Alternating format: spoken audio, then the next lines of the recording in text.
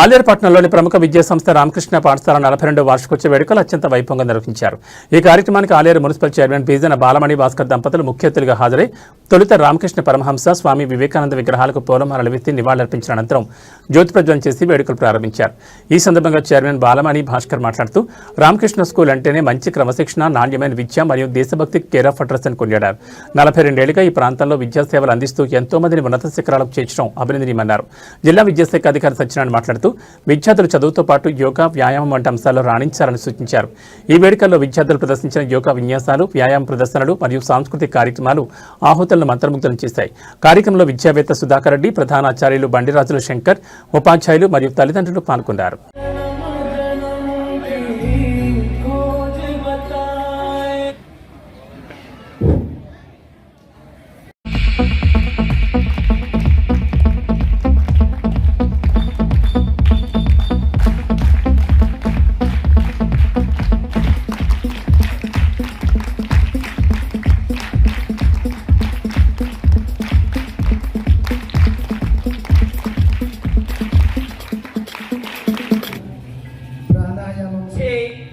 Meditation ఇవి విద్యార్థుల యొక్క శారీరక మానసిక అనురాసం.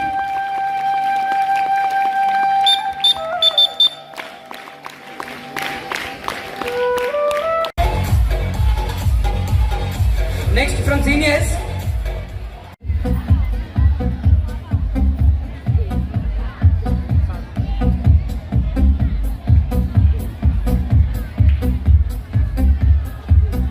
పెరిగిన తర్వాత రాక్షసు అవుతాడు. మీరంటే గౌరవం ఉండదు. పైగా మిమ్మల్ని దబాయించి బెదిరించి మీ దగ్గర నుంచి లాక్కునే ప్రయత్నం చేస్తాడు.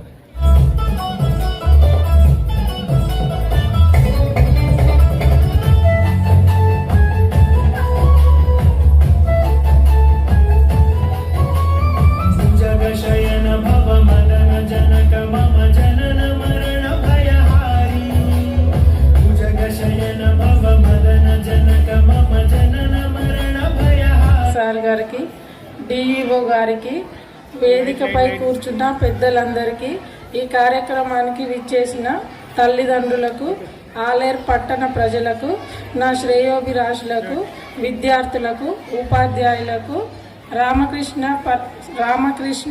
పరమహంస జయంతి మరియు పాఠశాల వార్షికోత్సవ శుభాకాంక్షలు.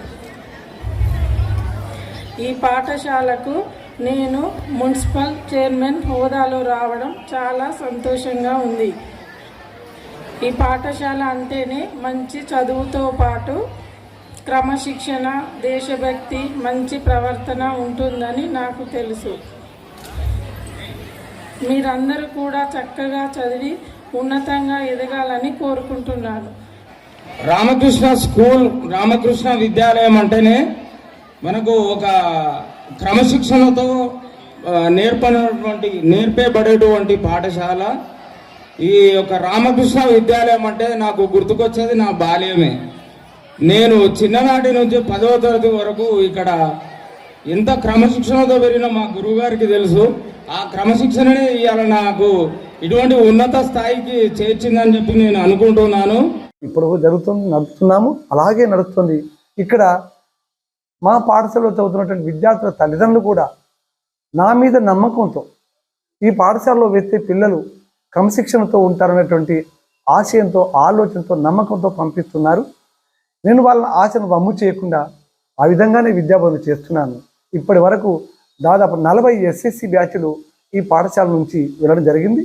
చాలామంది విద్యార్థులు ఉన్నత పదవుల్లో ఉన్నారు. అటు పోలీసు రంగంలో కావచ్చు, తర్వాత ఆర్మీలో కావచ్చు, ఉపాధ్యాయులు కావచ్చు, విదేశాల్లో ఉన్న వాళ్ళు కొంతమంది ఇంజనీర్లుగా, డాక్టర్లుగా, రకరకాలుగా విభిన్న రంగాల్లో మా యొక్క విద్యార్థులు తమ యొక్క జీవితాలను కొనసాగిస్తూ సేవ చేస్తున్నారు. గర్వంగా అనిపిస్తుంది. ఎందుకంటే చిన్న పిల్లలు ఎదిగి పెద్దవాళ్ళై సేవ చేస్తున్నప్పుడు అంతకంటే ఆనందం లేదు. మా పిల్లలు కలిసినప్పుడు అప్పుడప్పుడు మీ వల్లనే మేము ఈ విధంగా ఉన్నామని చెప్పి వాళ్ళు అన్నప్పుడు చాలా సంతోషం వేస్తుంది. ఆ విధంగా ఇప్పటి వరకు కూడా నేను కేవలము విద్యార్థుల్లో సంస్కారాన్ని నింపే ఉద్దేశంతోనే రామకృష్ణ పరమహంస, వివేకానంద యొక్క బోధనలు ఖచ్చితంగా అందించాలి. పిల్లలకి వాళ్ళ యొక్క జీవితాలను స్ఫూర్తివంతంగా తీసుకొని ఎదగాలి వాళ్ళు అనే లక్ష్యంతో పాఠశాల నడుపుతున్నాను. నాకు ఇప్పటి వరకు ఇక్కడ ఉన్నటువంటి రాజకీయ నాయకులు కావచ్చు, ప్రజాప్రతినిధులు, పుర ప్రముఖులు, అలాగే విలేకరులు అందరూ కూడా చక్కటి సహకారాన్ని నాకు అందిస్తున్నారు. వాళ్ళ సహకారాన్ని తీసుకొని వాళ్ళు అనుకున్న విధంగానే ఎలాంటి ఒడిదుడుకులు లేకుండా, ఎలాంటి అపశృతులు లేకుండా, అలాగే ఒక నదీ ప్రవాహం లాగా ఈ రామకృష్ణ విద్యాలయం గత 42 సంవత్సరాలుగా నడుస్తూనే అలా నిరాటంకంగా సాగుతూ పోతుంది. ఇంకా నా యొక్క ఆరోగ్యం బాగున్నంత వరకు తర్వాత కూడా పాఠశాలను అలాగే కొనసాగించేలా నా యొక్క ఆలోచన ఉంది, ఆశయం నాది.